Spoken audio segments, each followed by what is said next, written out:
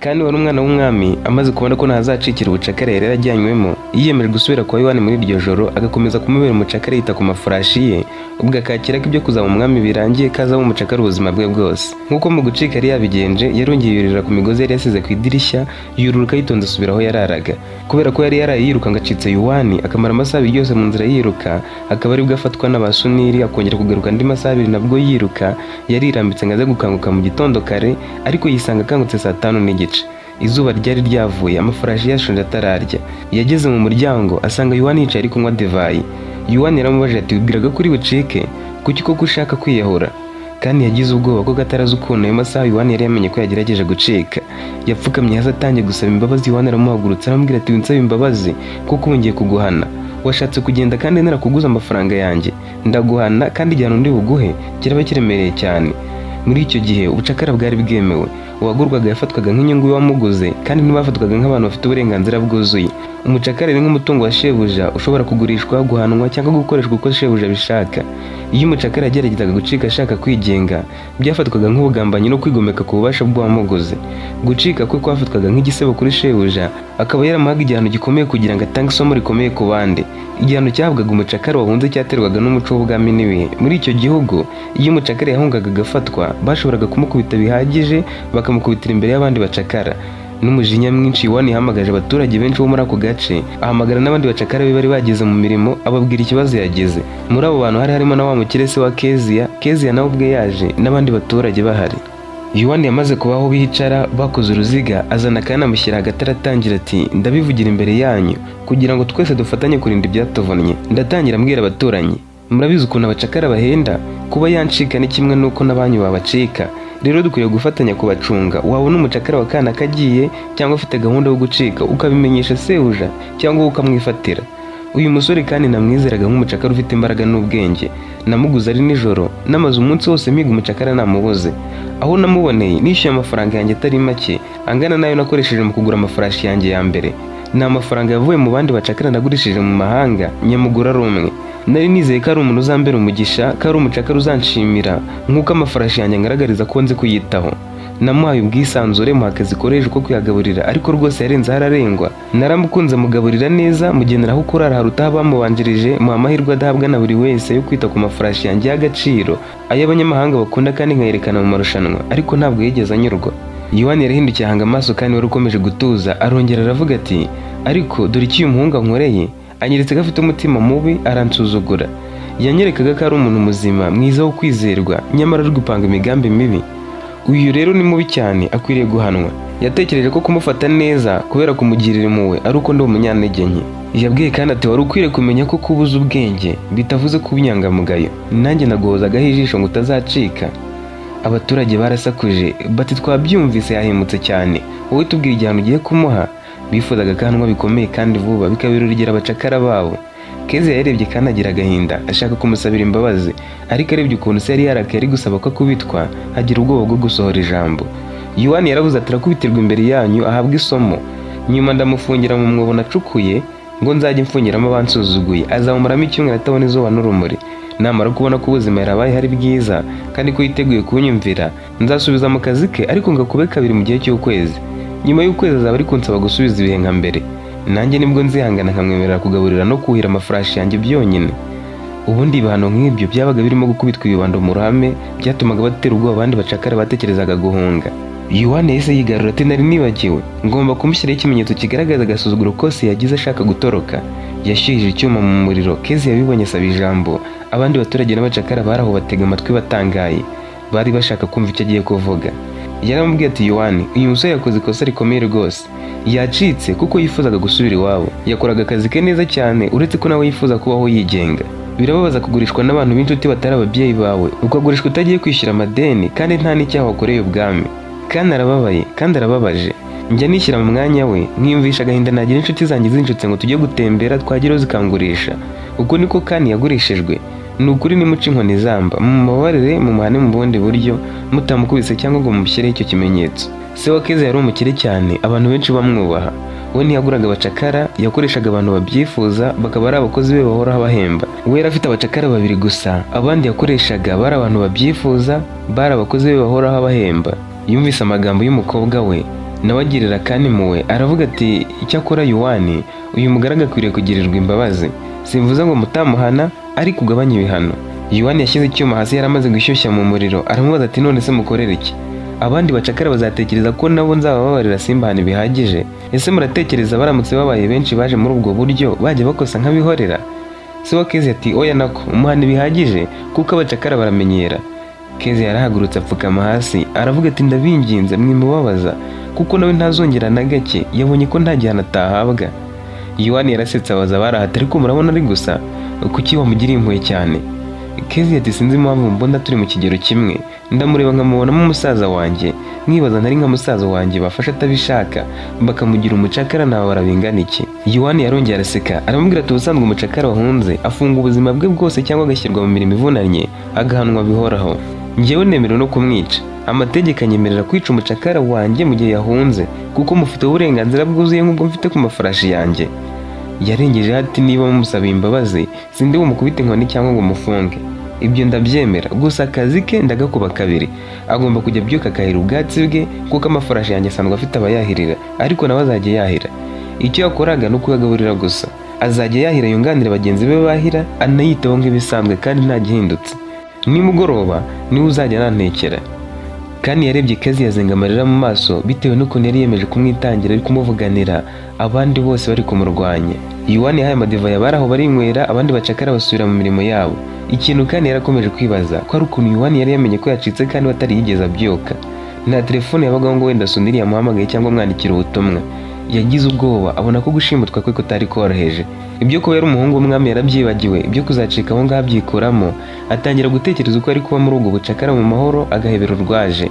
Nako atari yagize ngo asubire ariko byari byanze. Yaribwiye ati niba adatakira umwami wenda azakomeza nshakisha amenye aho nihishe, hari imburi n'aba bagizi ba nabi banshimuza bakangira umucakara. Kuri uwo mugoroba se wa Kezi yamubajije icyamuteraga kumugirira impuhwe, umukobwa amusubiza ko yabivugiye kwa Yuwani. Se yaramwihoreye aratuza amuha amahoro gusa bibika ku mutima. Kezi yarayihangayikiye Kani. Mbere yibwiraga ko bizamuhira akagera ibwami nk'uko yari yabimubwiye anyuze iburasirazuba aho yari yamurangiye, akabwira umwami ko bamufashe bakamugurisha akamucakara nta mpamvu kubera akagambane.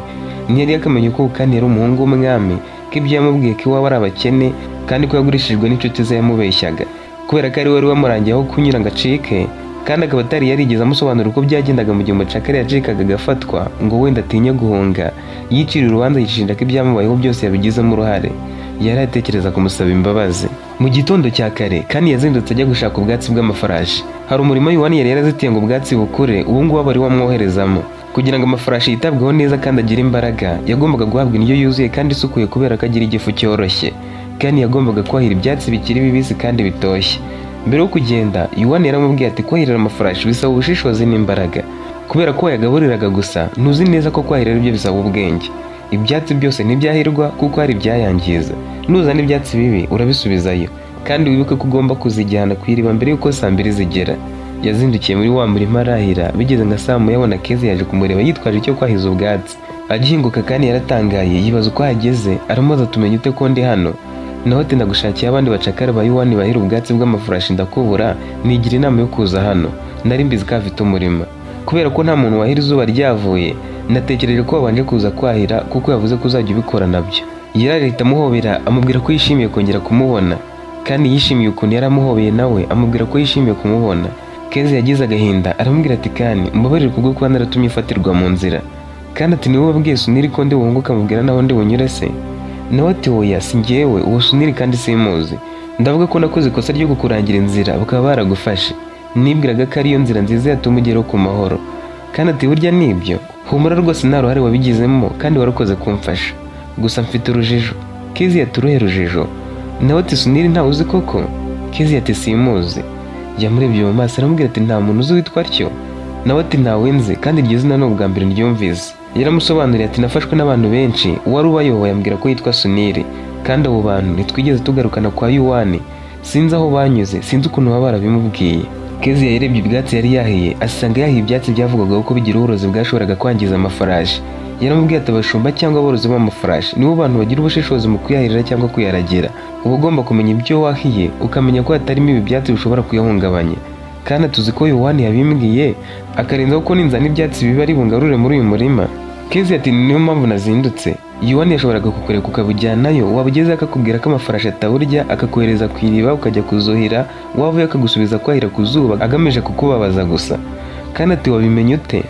Nawe ati ejo numvise abyigamba, yavuze ko uzajya kwahira ukazana ubwatsi bubi, ntakwemerera kubugaburira amafarashi ye, ugahita ujya kuyuhira, wavuye akagusaba gusubira kwahira nabwo ntabugabure, kugeza igihe uzimenyera ubwo zirya n'ubwo zitarya nta muntu ubikubwiye. Navuze nti reka nze ngufashe tumutungure ujyane ubwatsi bwiza. Bafatanyije kwahira ubwatsi buzima kandi bwumutse neza, ariko nanone butoshye bukiri bushya. Kandi yagiye kugendera muhobera, aramubwira turumugisha kuri njye, kubera wowe ubucakara buzambera bwiza nzabushobora. Kezia ati niyumvisha agahinda kawe, wiyumva nkaho uri wenyine kuko watandukanyijwe na mama wawe. Njye rero nzakubera undi muryango, nzajya nza ngufashe kwahira, na nimugoroba ngusange ku iriba ngufashe kuhira amafarashi. Kandi yagejeje ubwatsi mu rugo ari gutekereza cyane kuri uwo mukobwa mwiza ukomeje kumuba hafi, kandi uwo mukobwa nawe nta kindi yatekerezaga muri iyo minsi kitari Kani yari yatoranyije ubwatsi bwiza cyane kurusha abandi bacakara bose. Yuwani akiyubona yaratangaye, aramubaza ati ubwatsi wabashije ute kubumenya? Wari usanzwe wahirira amafarashi? Nawe ati oya, byahuriranye. Yuwani ati mbwiza ukuri ntacyo ngutwara, ninde wagufashije kwahira? Kandi yagize ubwoba, atekereza ko ubwo nabwo yabimenye nk'uko yari yamenye ko yacitse kandi yibereye mu rugo. Yamubwije ukuri amusobanurira uko byagenze. Yuwani yamurebye mu maso aramwenyura, aramubwira ati noneho niba ari uko bimeze, kwahira byihorere nubwo bwose ubishoboye, ndakubabariye kuko wansabye imbabazi. Komeza gukora akazi kawe, ujye wita ku mafarashi yonyine. Ibyatsi uzajya ubisanga abandi bacakara babyahiye, wowe icyo uzajya ukora nta kindi ni ukuzigaburira nk'ibisanzwe no kuzijyana ku iriba. Kandi yaramwenyura aramubwira ati databuja, ndabashimiye cyane kubwo kumbabarira. Ni ukuri sinzongera guhirahira noroka, nzakomeza kugukorera. Wenda nubishaka uzambohora, ndeke kuba umucakara. Yuwani aragiye cyane, turacyatekereza kuzava mu bucakara. Ushaka ko ngukubira akazi gatatu ukajya unokora amajoro? Yubitse umutwe afungurira amafarashi yajyana ku iriba. Buri mugoroba yagiraga ku iriba Kezia akamusangayo. Kezia yarasigaye yishimira kuba amaranaga igihe. Kandi yari yaramwigishije udukino twinshi dutandukanye abantu babiri bakinaga, yaramuganirije amateka y'igihugu cyabo hamwe n'ay'ibindi bari batoranye. Kezia yajyaga amutangarira, ntiyumvisha ko ubwenge bwose yari azi yari yarabumenye ari umwana wo mu bakene nk'uko yamubwiraga. Kandi yari azi gusoma no kwandika, kandi mu cyaro cyo kwa Kezia abana bo mu miryango ikize nibo bonyine babaga babizi. Yaramubajije atari kutambeshye, ninde wakubwiye amateka y'ubu bwami ko ukiri muto cyane? Ni gute uvuga ngo iki gihugu cyahoze ari gito kiyobowe n'umwami, apfira ku rugamba asimburwa na Temba, ahita ahagarika intambara, kandi ukavuga uko cyanganaga mu buso utibeshye, warangiza ukavuga ko uri umuntu usanzwe? Ayo mateka abantu baba bayazi ni abakuru babayeho muri ibyo bihe. Abangana nkatwe baba bazi make cyane, none wowe Yesu urayazi kandi yasobanura mu buryo budasanzwe. Kandi ati nayigishijwe na mama nuko yari yarashakiye umuryango ukennye, naho iwabo bari bakize, bari baramwigishije byinshi, yabashije kujya mu mashuri y'abakire. Kezia ati ni ukuri koko mama we yemeye kubana na papa we wari umukene? Kandi ati yego, yarabyemeye kuko yamukundaga, kandi papa akiriho we na mama bari bishimye. Mama rero niwe wabinyigishije. Uko bakomezaga kuganira buri munsi niko barushagaho kuba inshuti zikomeye, nubwo kandi yamubeshyaga ntamubwire uwo ari we.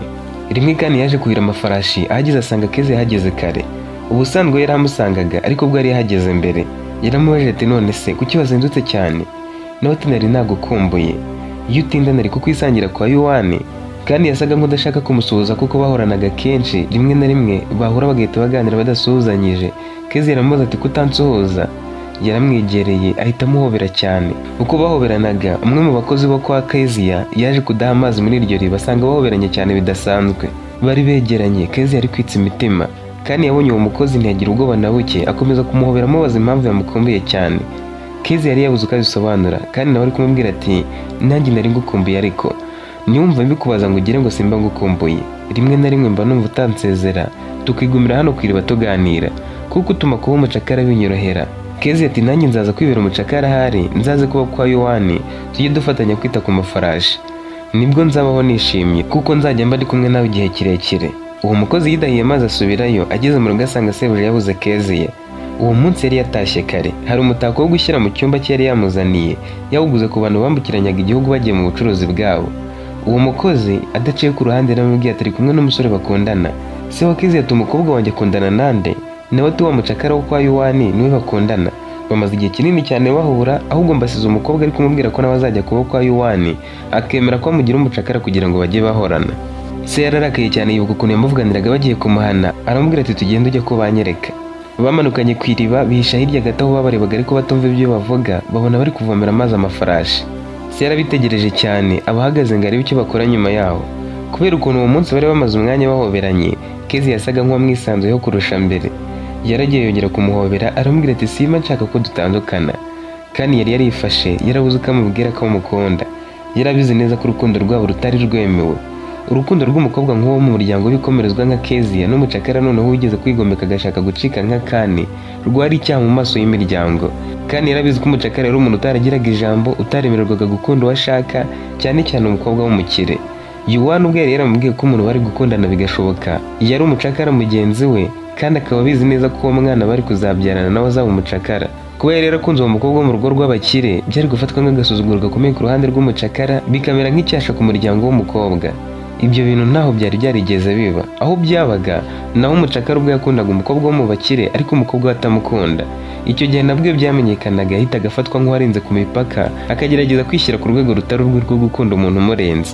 Ibi byateraga umujinya cyane base b'abakobwa n'abavandimwe babo, ku buryo babifataga nk'uwangije izina ry'umuryango no gusebya icyubahiro cyawo kubera gukunda gusa. Gukundana nawe rero bagahoberana bakamara igihe bahura byari icyaha ndengakamere. Iyo byamenyekanaga ko umucakara akundana n'umukobwa wo mu bakire yahanwaga bikomeye. Ibihano byashoboraga kuva ku gukubitwa bikabije, gufungwa cyangwa kugurishwa kure, bikagera ku guhanishwa urupfu, cyane cyane iyo byafatwaga nk'ubushotoranyi bw'umucakara. Kandi yabitekerejeho aramubwira ati Keze, wankunze uyobewe ko bitemewe, njye naragukunze kandi urukundo rwanjye nzarucunga kuko ntacyo ruzamarira. Ese wowe witeguye kugirwa igicibwa? Ushaka ko nicwa nzira gukundana nawe? N'ubundi ntibatwemerera kubana, kandi urabizi sinabona aho ncikira ngo nawe ngucikane. Ibyambayeho ngerageje gucika bwa mbere urabizi. Kezia ati nzagufasha ducike tuve inaha. Ubushize twanyuze iburasirazuba, ubutaha tuzamanukira mu majyepfo. Njye ubwanjye nzakwereka uko ducika. Kandi ati ibyo uri kuvuga ntubizi. Ese uyobewe ko na n'ubu ntarasobanukirwa aho umugabo witwa Sunil yaraturutse kugira ngo amenye ko ndi gucika nkurikire? Wasanga naranyuze mu idirishya ndeba. Buriya ahantu hose mba ndi aba ari kundeba. Abana na Yuwani wenda ntawamenya kuko na Yuwani nabyutse abizi. Ibyambayeho urabyibuka si ngombwa ko mbisubiramo. Kuki ushaka ko dushyira ubuzima bwacu mu kaga? Kezia ati hari uburyo bwiza twabikoramo. Naho tubohe. Umukobwa ati nzaba ndi kumwe nawe, nzagushakira inzira ducikiramo. Ahubwo reka dupange uko nyuma y'iminsi ine tuzacika. Icyo gihe tuzacika ari ku manywa. Urabizi ko ukira amafarashi buri gihe gito ngo umwijima uze. Njye ndishakira umucakara uzaza akaba ahagaze hano akayuhira. Azasigara hano azi ko turi hafi, twe tugende twiyoberanyije. Nako wibitindaho nzakwereka uko tuzabigenza. Kezia yabivugaga nkaho yarabyizeye neza ko bari gucika bakajya kwibandira kure cyane. Se wari ukomeje kubitegereza yababajwe no kubona umukobwa wahise amuhobera akamugondira, agashyira umutwe mu bituza kandi nawe akagenda amukora mu musatsi asa nk'umuhumuriza.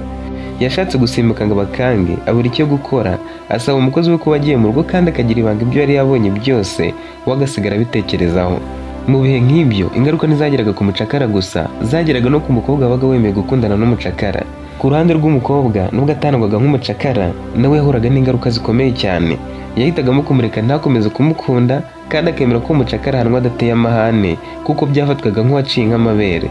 Icyubahiro cye cyabaga kirangiye, akagirwa igisuzuguro mu bandi bakobwa baturanye kandi wabo bashoboraga kumufata nk'umwana w'ikigomeke. Hari n'igihe bamufungiranaga mu rugo bakamwima uburenganzira bwo gusohoka cyangwa bakamwima ibyo yifuzaga byose nk'igihano.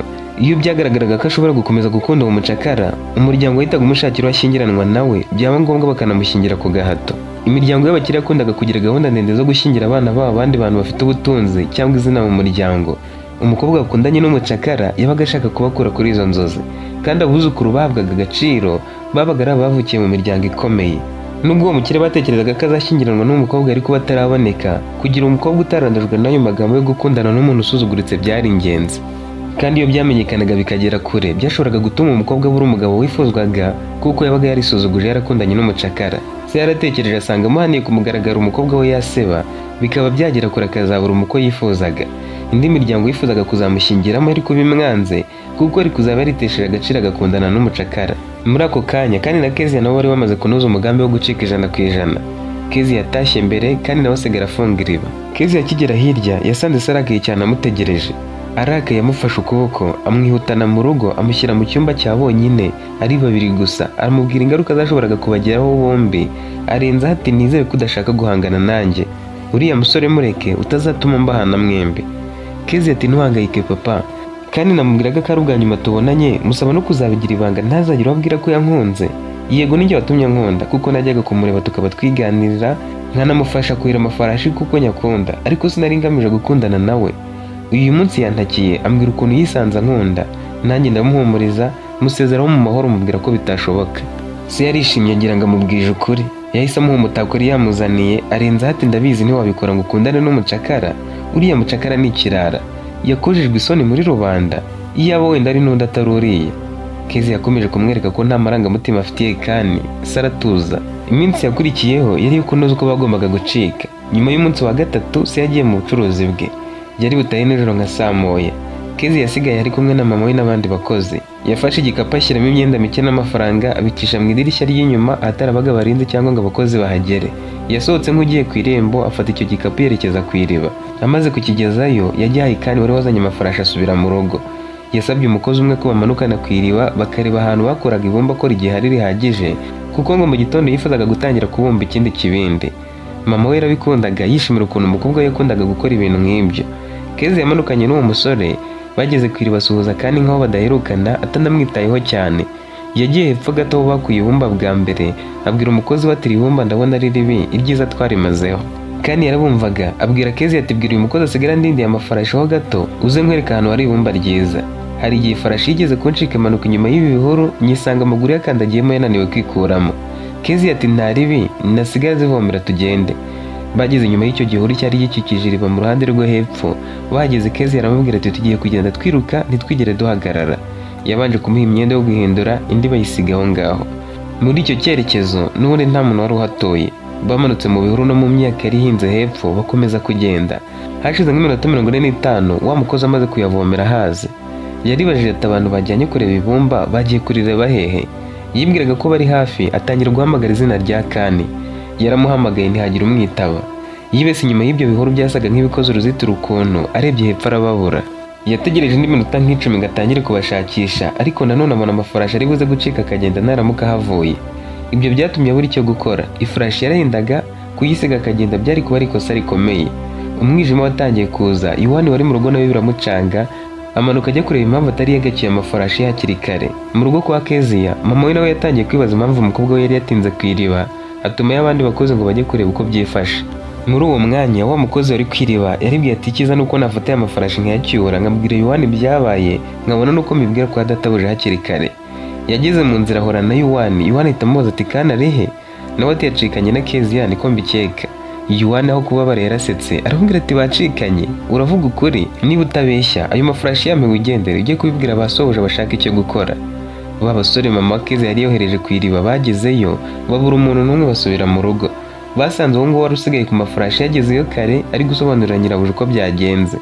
Nyirabuja yahise ahamagara abarinzi babaga muri urwo rugo abasaba kumukurikira banyuze mu nzira umukozi yarababwiye. Nabo bahise bafata ibyo bamurikisha kuko umwijima wari watangiye kuza uburira amafarashi bakurikira inzira bari banyuzemo. Bataragera kure bahuye n'abandi bagabo bari ku mafarashi bashoreye kandi na Keziya bagendaga n'amaguru babagaruye mu rugo. Nabwo bari bafashwe bataragera kure. Abo barinzi bo kwa Keziya ntibari baziranye nabo bagabo bari babafashe, na ndetse kandi ntiyaraza abaribo. Bo bakimara guhungira mu bice by'amajyepfo nyuma y'isaha imwe gusa bari bafashwe. Abagabo bagendaga ku mafarashi bafite inkota ndende barabahagaritse ntibabavugisha byinshi, babwira kandi batihindukira dusubira aho uvuye. Nibyo gusa bamubwiye. Bagihura nabo barinzi bo kwa Keziya banze kubavugisha babahereza abantu babo bisubirira inyuma. Kandi noneho byaramucanze. Yibaza abo bantu bari babafashe aho baturutse arahayoberwa. We na Keziya ntibarebanaga mu maso kuko bwari bwije, bari kumurikirwa n'amatara barinzi bo bari bazanye bari gucana hasi gusa ku birenge. Keziya wendaga guturika umutima atekereje ibyari bigiye kuba kuri kandi kubera we. Kandi noneho byaramucanze. Yibaza abo bantu aho babaga baturutse kugira ngo nacika bahite bamufata arahayoberwa. We na Keziya ntibanarebanaga mu maso kuko bwari bwije, bari kumurikirwa n'amatara barinzi bo bari bacanye. Keziya we yendaga guturika umutima atekereje ibyari bigiye kuba kuri kandi kubera we. Niyo wari wamushutse yibwira ko niba aca mu kindi cyerekezo birabagwa amahoro. Icyamuteraga ubwoba cyane kikanamuhangayikisha nuko kandi we yarabyikuyemo atagishaka kongera gucika, ariko bimushyizemo amubwira ko amukunda kandi ko yifuza ko babana, bituma nawe abyemera. None byari bigiye kumugiraho ingaruka. Barabagaruye kandi ntibamujyana kwa Yohani iryo joro. Bamujyanye kwa Keziya basanga se ko Keziya yarakaye cyane. Yari yababajwe no kuba umucakara yacikanye umukobwa we. Yagombaga kumuhana ariko icyo cyaha cyari ndengakamere nticyari kwihereranwa noneho. se yagombaga kubanza kumenya niba umukobwa we yacitse abishaka cyangwa yamushimusa. Yasabye abo barinzi be kuruhuka, abashimira akazi bari bakoze, ariko nabo bamusobanurira uko byagenze biramucanga. Yaribajije ati abo bantu bazi Kezia? Bazi Kani se? Ni gute bamenye ko bacitse? Njyewe baranzi? Nabo babyibajijeho bati umugani se ko ari ubwa mbere twari tubabonye. Twahuye nabo baduha abantu bacu bisubirira inyuma batavuze amagambo menshi. Se wa Kezia ati kuki mutabajije abo bari bo? Nabo bati twababajije banga kudusubiza, bahise bigendera. Yegereye Kani aramaze ati abo bantu urabazi? Nawe ati simbazi. Yabajije na Kezia amubwira ko atabaza ari ubwa mbere yarababonye, ariko nanone ntibari babonye mu maso neza, bababwiye ko umwijima wari watangiye kuza ntibabamenye. Yabitekerejeho abaza kandi atari ku bundi uri mu ntoki. Bwa mbere waracitse urigarura. Yohani yabyutse asanga uhari, amenya ko iryo joro wacitse. Ubundi sohoja abitse irihe banga? We yabimenye ate? Ni bande yakurindishije? Ese ni wowe gusa cyangwa buri mucakara wese niko yamurindishije abantu hirya no hino? Byaramuyobeye, gusa agira icyizere cyo kuza kubisobanukirwa kuko Yohani yari kuza kuba ahari ari kumwe n'abandi bantu muri icyo gitondo yari guhamagara. Yategetse ko Kani ahabwaho kurara heza ntababazwe kuko yifuzaga kumubabaza mu gitondo abandi bantu bose bareba. Byari bisanzwe ko mu gihe umucakara yabaga yatwaye umukobwa w'umukire ku gahato cyangwa niyo babaga babyumvikanye bombi agafatwa, yahanirwaga mu bandi. Byafatwaga nk'icyaha gikomeye cyane. Ku ruhande rw'umucakara igihano cyabaga gikaze kurushaho. Yakubitirwaga ku karubanda agashinyagurirwa, abandi bacakara bagatumirirwa kureba uko ahanwa kugira ngo bibabere isomo. Hari uwo bahitaga bamuca ukuboko, bakamuca ukuguru cyangwa bakamugurisha kure cyane, bashoboraga no kumwica. Kuba umucakara yakunda umukobwa w'umukire byonyine byari ishyano, ariko gucikana uwo mukobwa kandi yarabaye nk'uwashakaga gusenya amategeko y'ubucakara n'imiryango y'abanyacyubahiro. Mu gitondo cya kare se wa Kezia atarabyuka, Yohani yamugezeho aza amubaza ati umucakara wanjye ari he? Nizere ko utamukomerekeje. Se wa Kezia yaratangaye aramubaza ati ariko Yohani, wamenye ute ko bafashwe ko abarinzi banjye batigeze bahura nawe mu nzira? Nawe tubona umucakara wanjye ndamurinda, ni nanjye wa mugore ataragera kure, none uri kumbaza uko nabimenye? Nawe umukozi wanjye yambwiye ko wowe ubwawe wijyaniye amafarashi mu rugo, abarinzi banjye bahuye n'ababatangiye bambwira ko utari uhari kandi abo bantu ntibabaze, none kuki umbeshya? Yohani aseka cyane ati ahubwo mbwira igihano ugiye guha umukobwa wawe wemeye gucikana n'umucakara wanjye, kuko umucakara wanjye we ngomba kumwihanira. Se wa Kezia ati nturamwihanira, tugomba kubahanira hamwe mu ruhame, cyane cyane umucakara wawe akwiriye gucibwa akaboko, bikaba ikimenyetso ko yasuzuguye amategeko, bigaha n'abandi isomo. Yohani ati sinkugisha impaka, wowe hamagara abantu bose hakiri kare bazi. Abandi baturanyi bose barahamagajwe, abacakara bose babaga muri ibyo bice bava mu mirimo yabo nabo baza kureba uko mugenzi wabo yaragiye gucibwa ukuboko, umukobwa we agakubitirwa mu ruhame. Umusore wari uri kumwe na Yohani yuriye ifarashi ahita agenda, asiga abantu bakomeje guhururira mu mbuga yo kwa Kezia iyo bari bagiye guhanirwamo. Bacanye umuriro mwinshi bari bagiye gukoresha bashyushyamo icyuma bari kumukatisha kugira ngo bahite bamushiririza amaraso atava. Hashize isaha bagiye guhana umusore, Yohani yarababwiye ati mureke umukobwa bari we duheraho kuko ibihano bye nibyo byoroheje, muri buze gukata ukuboko kwa Kani inyuma. Se wa Kezia yamwigije imbere aramukubita, amaze kumukubita ibibando bitatu ku kibuno yaryamye hasi. Yohani atera hejuru aramubwira ati nta mpamvu yo gukomeza guhana umukobwa wawe utyo, ubu muretse duhana umusore, turabanza kumukubitira imbere y'abantu tubone kumuca ukuboko. Kani yaraditiye umutima aramurya yicuza kuba yaramenyanye na Kezia. Urukundo rwari rugiye gutuma acibwa ukuboko. Uwari kuzaba umwami yatangiye kwibona yaramugaye. Bakibivuganaho bumvise akamo k'amafarashi hakuriye yiruka aza muri urwo rugo. Bose barahindukiye barebye inyuma babona Suniri n'abantu be baje bahutaza abantu, abandi babakandagira. Yohani ahagarara ku ruhande araseka cyane. Suniri n'abantu be bageraga mu icumi bahita bafata kandi bamwuriza ku ifarashi baramutwara. Se wa Kezia byaramucanze n'abandi birabacanga. Yohani wakomeza guseka. Nawe yahise ahindukira yurira ifarashi ye arabakurikira. Kubera intwaro bari baje bafite, se wa Kezia yagize ubwoba bwo kohereza abarinzi be ngo bajye kubarwanya. Yasigaye yibaza uwo Kani yari we kuko yarakomeje kubona ibimenyetso by'uko adasanzwe. Yohani nawe ntiyigeze agaruka uwo munsi, yajyanye na ba Suniri kandi bamutwaye batamuvugisha, nawe akagira ngo ari kurota. Ntiyari ari gusobanukirwa neza ibyari bigiye kumubaho. Bageze ahantu bari baramugurishirije muri bya bisambu barahagarara. Uwo mwanya Yohani, Suniri nabo bari kumwe bose bageraga muri 15 bapfukama hasi bamusaba imbabazi. Suniri niwe watangiye ati nyagasani mbabarira kubw'akazi nakoze natumwe naso, uzambabarire ntuzabinzize, umwami azagusobanurira. Yohani nawe yaramubwiye ati nugera imbere ya so uzamubwire byose nta na kimwe mukinze, cyane cyane ibyerekeye uriya mukobwa Kezia. Numva ushobora kutubabarira nibwo uzongera kutubona, ariko utubabariye nonaha twakomezanya nawe tukakugeza ibwami. Bakiri aho Kani yananiwe kuvuga kuko ari yumiwe. Haje abasirikare benshi bari baturutse ibwami. Suniri na Yohani na bagenzi bo bahita bahindukira baragenda. Abo basirikare bose babanje kumwunamira bamwuriza ku ifarashi baramujyana. Yari yabuze icyo avuga n'icyo yabaza. Bidatinze yabonye ko bamujyanaga ku ngoro koko. Agihinguka abonye umwami ahagaze ku marembo ari kumwenyura kandi akomeza gutangara. Bamugeze imbere bamukura ku ifarashi, arebye se arumirwa. Umwami Temba aramukumbuye ahita amuhobera cyane. Umwana agira ikiniga aramubaza ati data ibi ntibikende kubona. Nawe ati humura mwana wanjye ndi bugusobanurire. Yageze mu rugo asanga bateguye ibirori bikomeye cyane, byari birimo ibyo kunywa n'ibyo kurya, abakobwa bari kubyina. Umwami yarebye aramubwira ati mwana wanjye mbwira ibyo wahuye nabyo byose. Kandi yahereye iruhande amubwira uko bamugurishije, yageraho bakamufata nabi, amubwira uko yahuye na Kezia, uko yagerageje gucika n'ibindi. Temba amwenyura aramubajije ati none se wakwemera kubana n'uwo mukobwa mukaba umugabo n'umugore? Nawe ati nta wundi mukobwa nifuza kubana nawe kuko niwe wenyine wandwaniriye akanyereka urukundo nyakuri. Iyo ntamugira mba narishwe nubwo yaratumye bacu ukuboko uyu munsi. Iyo ntamugira mba narishwe nubwo yaratumye bacu ukuboko. Temba amwenyura ati niba agukunda ukaba nawe umukunda reka ngusobanurire. Yamubwiye ibintu byasaga nk'ibidahura yivugira ku mwamikazi. Yagize ati umwamikazi naba ari umugore usanzwe w'umwami gusa, aba ari umuntu ufite ijambo rikomeye mu rugo, mu bwami no mu buzima bw'umwami ubwe. Nubwo atari we wicara ku ntebe y'ingoma, inshuro nyinshi aba ari umujyanama w'imbere kandi amenya amabanga yose y'ubwami, akanagira uruhare mu byemezo bifatirwa mu ibanga.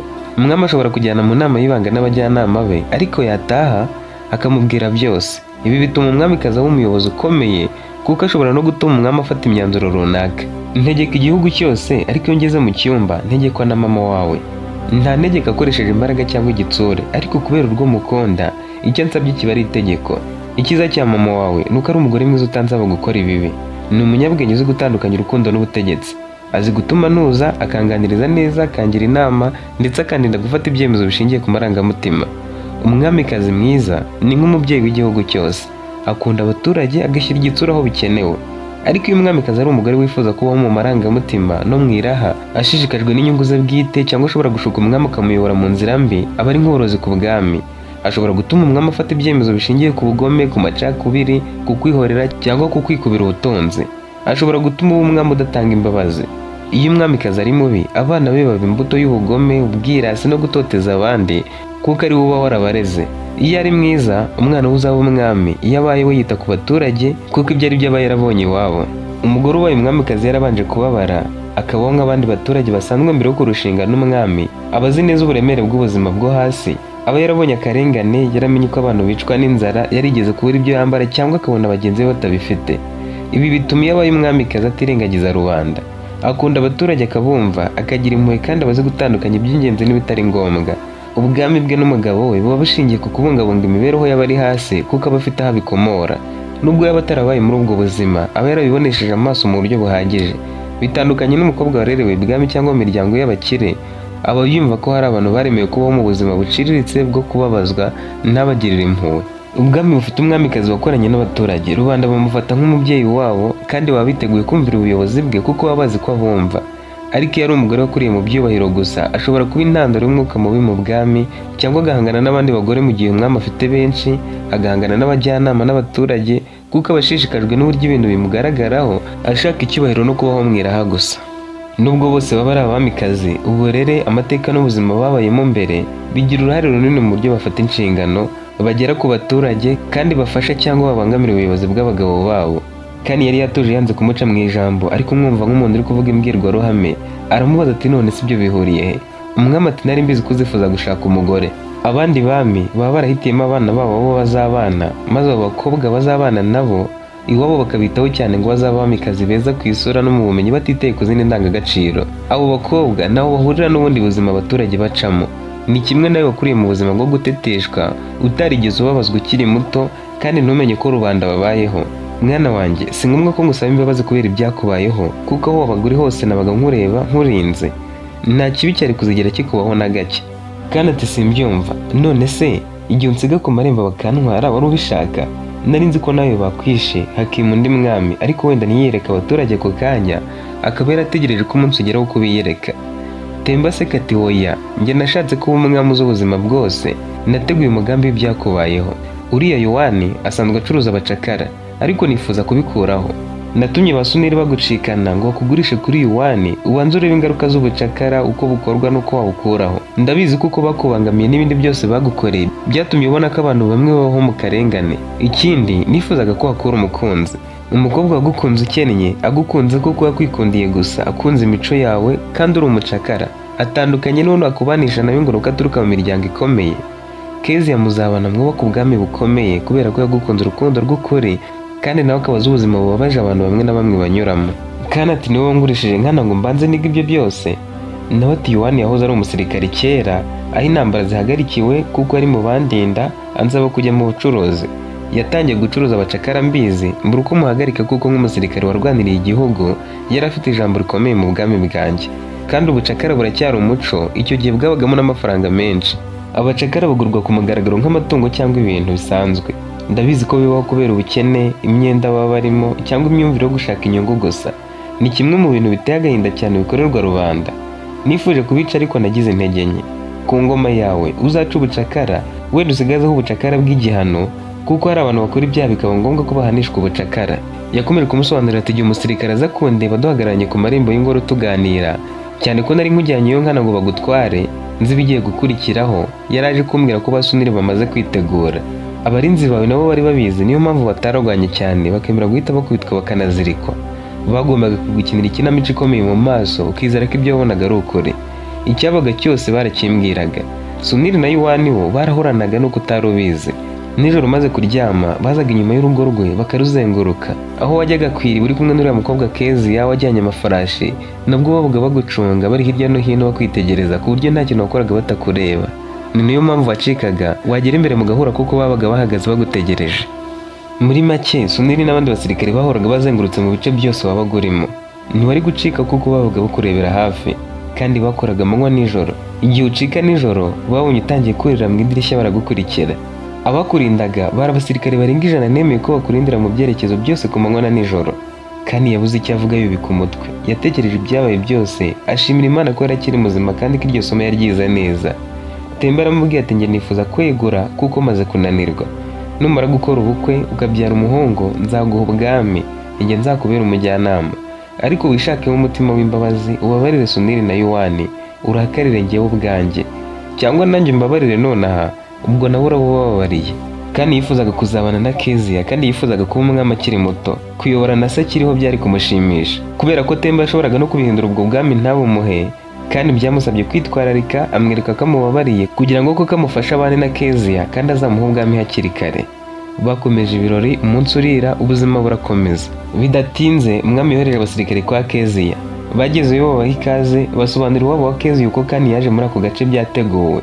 Kezia we bari baramuhaye igihano cyo kutava mu rugo bari kumushakira umusore bagombaga guhita bamushyingira. Yarabizi ko Kezia aramutse abaye umwamikazi yari no gusaba ko yicwa bigakunda. Yamusabye imbabazi kubwo kuba yaramurwanyije, ariko Kezia aramubwira ati winsaba imbabazi, uwazanye ubucakara niwe wahemutse akababuza uburenganzira bwo kubaho mu bwigenge nk'abandi bantu, naho wowe wari mukuri wakurikije imigenzo y'abantu bose. Yamusabye guhaguruka ahubwo bagategereza igihe ari kuzashyingirwa. Kandi muri ubwo bwami ubukwe bw'umwana w'umwami bwagombaga kubera ku ngoro y'umwami. Kezia yagombaga kuza ku ngoro akaba ariho bubera. Byabaga ari nk'ikimenyetso cy'uko yinjiye mu muryango w'abami, kandi bitewe no guhabwa umugore byafatwaga nk'igikorwa cy'ubutegetsi. Mbere y'uko ubwo bukwe buba, kwa Kezia hateguye ibirori byari kuberamo imihango yihariye yagaragazaga ishimwe ry'uko umuryango wabo wahawe icyubahiro cyo gushyingira ibwami. Bakoze ibirori bikomeye bisezeranya imiryango yombi, ariko hatarimo umwami n'umuhungu we. Hari hatumwe intumwa zo kubahagararira. Nyuma y'ibyo birori, Kezia bamwurije ifarashi bamujyana ibwami. Naho hari hateguye ibirori byo kumwakira ariho hagiye kubera ubukwe nyirizina. Habaye ubukwe bwa nyuma bwari bwiganjemo indirimbo n'imbyino n'indi mihango. Ku mugaragaro umwami atangaza ko umuhungu washyingiranywe na Kezia kandi ko nibamara kubyara umwana wa mbere w'umuhungu azabegurira ubwami w'akaruhuka. Ubundi icyo kintu nticyakundaga kubaho ko umwami ariko ubwami akiriho, ariko Temba yifuzaga ko kana wabaye umwami imbere ya rubanda, uwo akaba azi ko akimwiyoboreye amubereye umwami mu ibanga. Yifuzaga kumutoza igihe ari kuzapfira akaba azi ko umwana wasigaranye ingoma nk'umwami mwiza uzagirira rubanda umumaro. Kubera ko hari ibintu byinshi yangaga guhindura ngo atababaza ingabo barwaniriye igihugu bafatanyije, kandi we nta mpuhwe yari kugirira abica amategeko bitwaje ibikorwa bakoze hambere. Nyuma y'umwaka we na Kezia babyaye umwana w'umuhungu. Temba yagombaga kubahiriza isezerano rye amwegurira ubwami, kandi yambitswe ikamba mu mwami. Kezia nawe bibuka agirwa umwamikazi. Yari yishimye cyane, ariko kandi yishimiye kurushaho. bose bari barakundanye batazi aho bizabageza, ariko byari birangiye babaye abayobozi b'igihugu nubwo Temba ari kuba bareberera. Akiba umwami kandi yategetse ko abacakara bose babohorwa, ashyiraho n'abagenzuzi bo guhana abatari kubabohora. Yahagaritse amasoko yose yabacuruzaga, atanga igice cy'ukwezi cyo kuba byarangiye. Kubera ko abantu batanganyaga ubutunzi, abari bakennye bagombaga gukorera abakire bahembwa aho kuba abacakara babo. Abari bari mu madeni yavuze ko bazashyirwa ku rutonde, akazagenda bishyurira cyangwa se bagashaka ubundi buryo bwo kubikoramo. Abakoze ibyaha bagahanishwa ubucakara, yabaye ategetse ko abatari bafite ibyaha biremereye bababarirwa, abandi bagakoreshwa mu mirimo ifitiye ubwami akamaro badahembwa. Yaba Kezia cyangwa Kani, bombi bari bazi ububabare bw'abacakara. Kubahagarika byari ngombwa kandi byabereye n'andi mahanga intangiriro, batangira kubahagarika aho gukoresha abantu nk'abacakara, bakabakoresha babahemba nk'uko bimeze mu bihugu byinshi by'uyu munsi. Kani yakomeje kuba umwami mwiza ushyigikiwe n'umugore we Kezia, kandi abaturage babakundaga cyane. Igihe cyarageze Temba ashiramo umwuka, bamushyingura aho bari barashyinguye abandi bami. Kezia na Kani nabo igihe cyarageze bashiramo umwuka, ubwami bwabo busigaranwa n'imfura yabo. Dusoreje inkuru y'umuhungu w'umwami wagizwe umucakara kugira ngo abone umukunzi nyakuri. Iki cyari igice cya kabiri. Niba warayikunze yose, nizere ko n'ubutaha tuzaba turi kumwe.